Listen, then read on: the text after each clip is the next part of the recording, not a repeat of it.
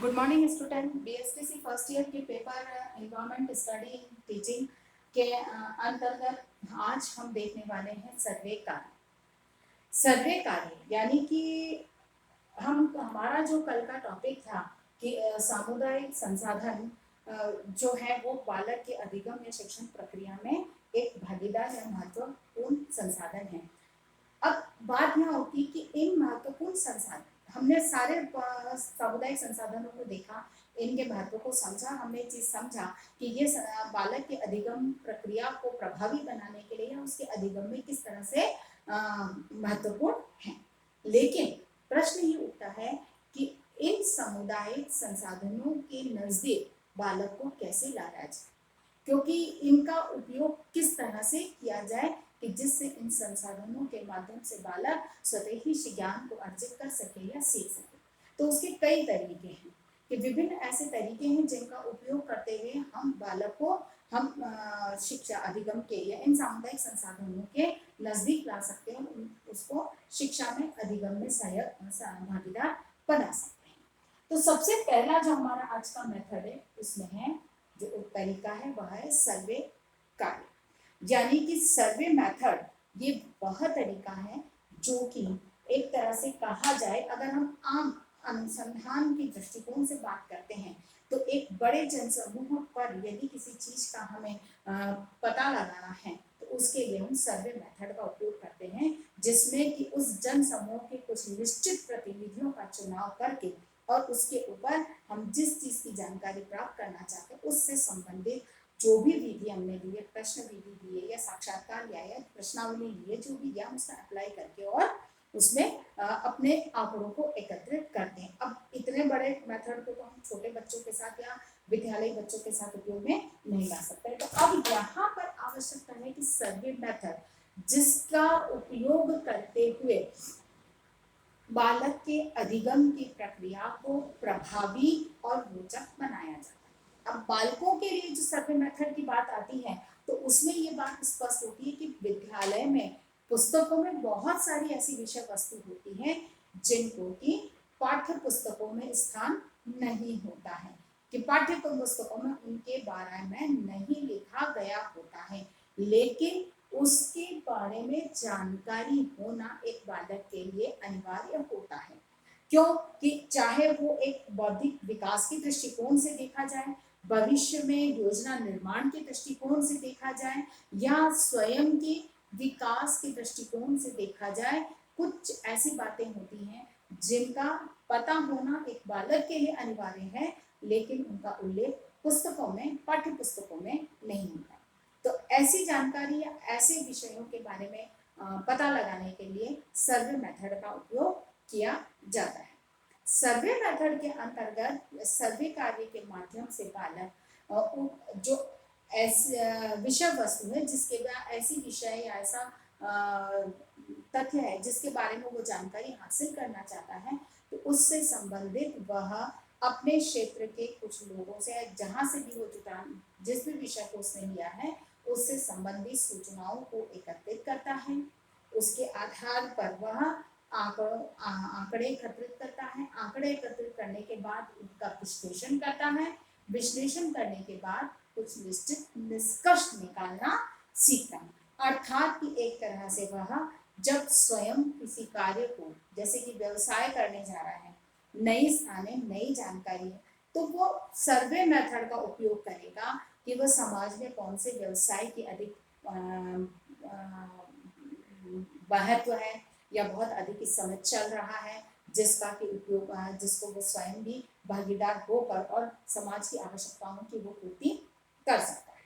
किस तरह से उसे कार्य करना है, जो पहले से चल रहे हैं उनके क्या कार्य के तरीके हैं, उनको क्या परिणाम प्राप्त हो रहे हैं, उनके परिणाम क्या हैं, उनका जो कार्य करने का तरीका क्या है, इन सब को जब तक वो नहीं जानेगा तब तक अपने व्यवसाय या अपनी दुकान को वो सही ढंग से स्थापित नहीं कर सकता या सफलतापूर्वक संचालित नहीं कर सकता। तो कहने का मतलब सर्वे मेथड एक वह तरीका है जहां पर वह सर्वे कार्य करना सीखता है और वहीं वो जानकारियां जुटा पाता है, जुटाने का एक प्रशिक्षण प्राप्त करता है जिनका उल्लेख कहीं भी पाठ्य पुस्तकों के अंतर्गत नहीं होता है।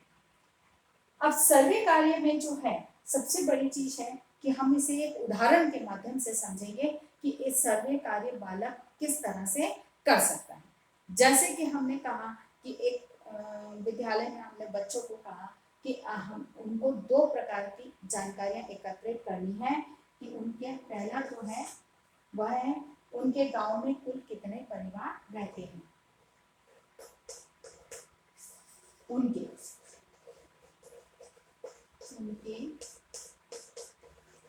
गांव में कुल कितने परिवार रहते हैं, और दूसरा प्रश्न है उनका व्यवसाय क्या है।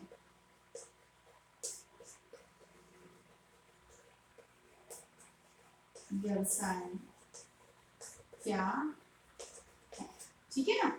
ये 2 प्रश्न, जैसे कि क्योंकि देखिए हम कहते हैं कि जनगणना जब होती है तो हर गांव की होती है और सबकी सूचना लिखी होती है, लेकिन वो पाठ्य पुस्तकों के अंतर्गत नहीं होती।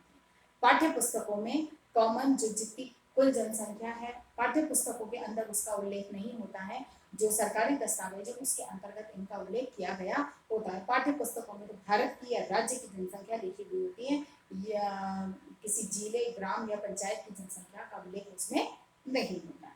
तो उसके लिए हमें कंसल्ट करना है तो हमें सीधे सरकारी दस्तावेजों को ही देखना होगा। तो ये पाठ्य पुस्तकों में अवेलेबल नहीं होती। इसका मतलब ये हो गया कि बच्चों को इसकी जानकारी निकालनी है तो उसको सर्वे मेथड का उपयोग करना है। दूसरी चीज उसके व्यवसाय क्या करता है, तो निश्चित है कि व्यवसाय की जहां तक बात करते हैं तो अगर पाठ्य पुस्तकों में भी अगर लिखी हुई होती है तो भारत, जैसे कि भारत का कृषि मुख्य व्यवसाय कृषि है या इस क्षेत्र का इस राज्य का प्रमुख व्यवसाय ये है, क्षेत्र विशेष ग्राम पंचायत विशेष का उल्लेख नहीं है। तो ये चीजें पाठ्य पुस्तकों में अवेलेबल नहीं होती, इसीलिए इसको एक सर्वे मेथड के माध्यम से बालक पता लगा सकता है। अब इस सर्वे को कार्य को करने के लिए इन 2 प्रश्नों के उत्तर जुटाने के लिए जो प्रक्रिया अपनाई जाती है या वो कहा जाए कि जो कार्य किया जाता है उसमें जो प्रक्रिया अपनाई जाती है उस प्रक्रिया के अंतर्गत अलग अलग कुछ स्टेप्स हैं उनको ध्यान में रखा जाता है। तो सबसे पहली प्रक्रिया के अंदर संपूर्ण कक्षा को संपूर्ण कक्षा के कक्षा को 2-2 छात्रों के समूह में बांट दिया जाता है, यानी कि 2-2 छात्रों का समूह बना लिया जाता है कक्षा के जितने भी छात्र हैं उनमें। अब ये जो 2 छात्र हैं इसका ध्यान रखा जाता है कि या तो वह एक ही मोहल्ले या गली के हों या आसपास के ही होने चाहिए, जिससे कि दोनों को जानकारियां जुटाने में तकलीफ ना आए। एक तो मतलब कहना चाहिए कि इस क्षेत्र का बालक है और एक दूसरा कहीं दूर का बालक है, उन दोनों का समूह बना दिया गया तो उन दोनों के लिए सर्वे करना मुश्किल होगा।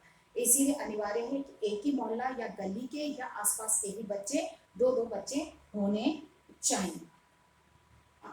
प्रयास ये रहे कि गांव के प्रत्येक मोहल्ले गली के लिए 2 बच्चे नियुक्त किए जाएं, प्रत्येक मोहल्ले और गली के लिए बच्चे नियुक्त किए जाएं, जिससे कि संपूर्ण गांव की सही सही जानकारी निकल कर आए। उसके बाद जब छात्रों का समूह बना दिया जाता है ना, प्रत्येक मोहल्ले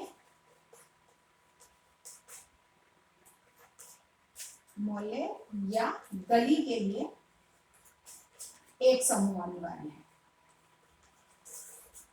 है ना, एक समूह अनिवार्य रूप से निर्धारित किया जाना चाहिए। अब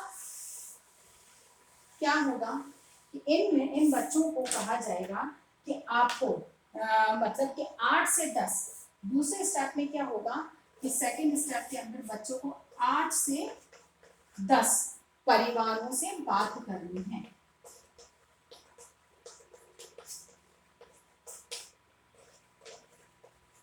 8 से 10 परिवारों से सूचनाएं एकत्रित करना अनिवार्य है, क्योंकि 8 से 10 परिवारों से सूचनाएं एकत्रित करने में लगभग मोहल्ला कवर हो जाता है, गली कवर हो जाती है, और कुछ छूटते भी हैं, तब भी लमसम एक तरह से कहा जाए कि अधिकांश औसत से अधिक जनसंख्या की जानकारी हमारे पास निकल कर आ जाए।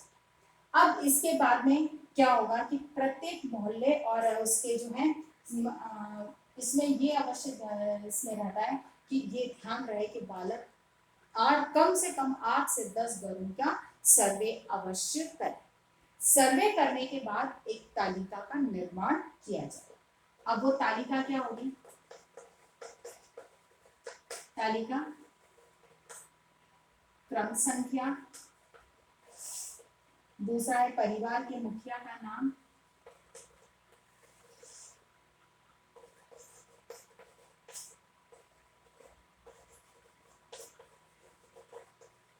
मुखिया का नाम है ना।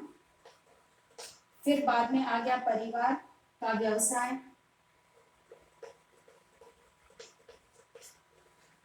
परिवार का व्यवसाय। उसके बाद आ गया परिवार के कुल सदस्य,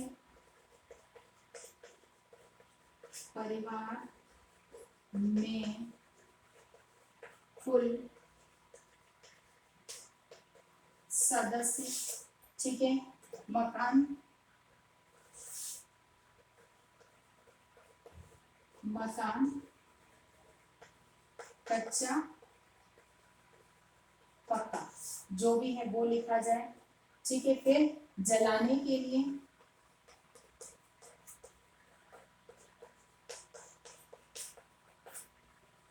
ईंधन, जलाने के लिए कौन से ईंधन का प्रयोग किया जा रहा है, ठीक है। अब ये हमारे ये एक तरह से तालिका बनाई गई। अब देखिए हमारे दोनों प्रश्न इसमें हैं कि हमारा जो पहला प्रश्न था कि क्या था हमारा पहला प्रश्न कि गांव में कुल कितने परिवार हैं, तो जितने परिवारों के जाकर वो जानकारी देंगे तो परिवारों की संख्या आ जाएगी, परिवारों का व्यवसाय क्या है वो जानकारी निकल कर आ जाएगी। अब यहाँ पर इसके अंतर्गत जैसे 8 से 10 परिवारों के बालक ने सूचना एकत्रित की है, तो ये नंबर 1, 2, 3, 4 करके हर परिवार से संबंधित जो ये सूचनाएं उन्होंने इकट्ठी की उनके आंकड़े इसके अंतर्गत लिखेंगे।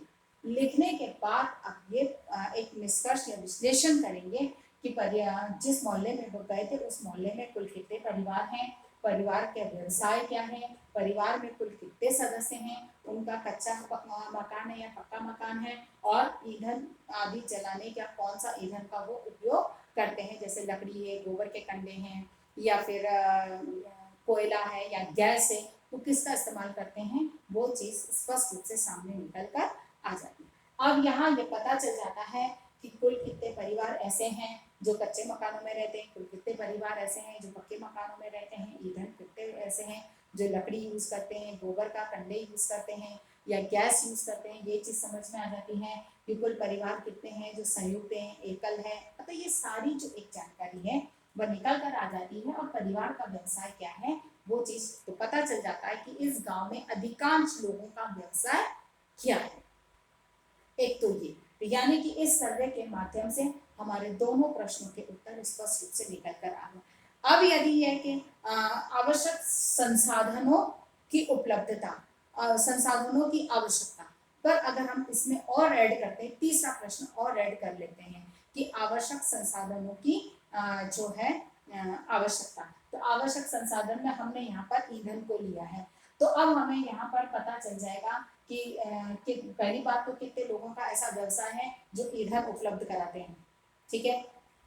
उनके पास जितना ईंधन है क्या वो हर परिवार के लिए, जैसे जो लकड़ी का उपयोग करते हैं, क्या लकड़ियों के लिए उनके पास उपलब्ध है, लकड़ियां उनके लिए पर्याप्त मात्रा में उपलब्ध है, कोयला उपलब्ध है, कंडे उपलब्ध है, या गैस आसानी से उनको उपलब्ध हो जाती है। यानी कि यहाँ पर ये चीज कि भाई इस सर्वे मेथड के माध्यम से बालक को ये चीज समझ में आ जाती है कि वह किस तरह से एक व्यवस्था कर सकता है या जो भी जानकारी उसको कैसे जुटा सकता है। तो सबसे पहला जो मेथड था हमारा सर्वे मेथड, जिसके माध्यम से ये चीज हमें प्राप्त हो जाती है, ठीक है। अब यहाँ पर जो कुल प्रश्न हैं उसके जो कुछ उत्तर जो प्राप्त होते हैं, अब इसके आधार पर ये जो तालिका निर्मित हुई है इसके आधार पर जो प्रश्न बनते हैं या उनके उत्तर देकर बालक सर्वे मेथड निकालता है, जैसे कि मैंने ऑरली बताया। उसमें जैसे मोहल्ले में कितने परिवार हैं, जैसे पहला प्रश्न है मोहल्ले में परिवार कितने परिवार हैं, उस मोहल्ले के अंदर वो जानकारी यहाँ हो जाएगी। कितने वो ये कुल कितने कच्चे मकान हैं, कितने पक्के मकान हैं, मकान कच्चे और पक्के, ये एक विश्लेषण तालिका के आधार पर विश्लेषण निकल कर आ रहा है। फिर कितने परिवार हैं जिसकी वो ये ईंधन के रूप में कितने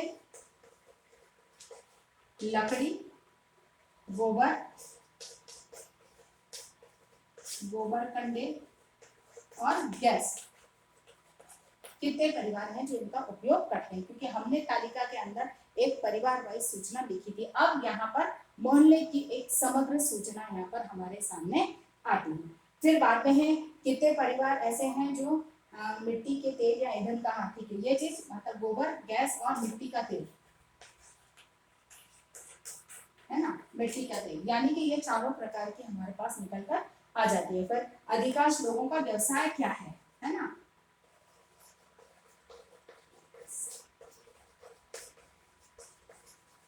अधिकांश लोगों का व्यवसाय क्या। अब इस आधार पर संपूर्ण जानकारी एक एक पूरी मोहल्ले का जो विश्लेषणात्मक जानकारी है वो बालक के सामने आ जाती है और उसको पूरी पिक्चर समझ में आ जाती है कि हमारे मोहल्ले की वास्तविक स्थिति क्या है। तो ये सर्वे मेथड है जिसमें कि बालक इस तरीके से बालक वो जानकारियां एकत्रित कर सकता है समुदाय संसाधनों का उपयोग करते हुए कि उससे जो ज्ञान का अधिगम की जो प्रक्रिया है उसको सरल और आसान बनाया जा सकता है। आशा करती हूँ कि मेरी बात आपको समझ में आई होगी। इसी आधार पर आपको प्रश्न करना है सर्वे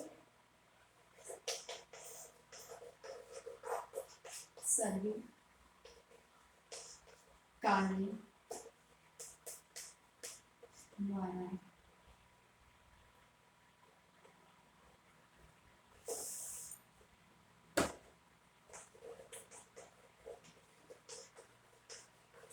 उदाहरण द्वारा सर्वे कार्य उदाहरण द्वारा सर्वे कार्य की प्रक्रिया को समझाएं। अपनी बात को समाप्त करने से पहले कोविड-19 की इस महामारी के दौर में अपने आप को सुरक्षित रखें। बहुत अधिक आवश्यकता होने पर ही घर से निकले, घर से बाहर निकलना अगर पड़ता है पहले तो निकलिए ही नहीं, अगर निकलना पड़ता है तो मुंह पर मास्क लगाएं, सोशल डिस्टेंसिंग का पालन करें और अपने हाथों को सैनिटाइज करते रहें। स्वस्थ रहें, सुरक्षित रहें।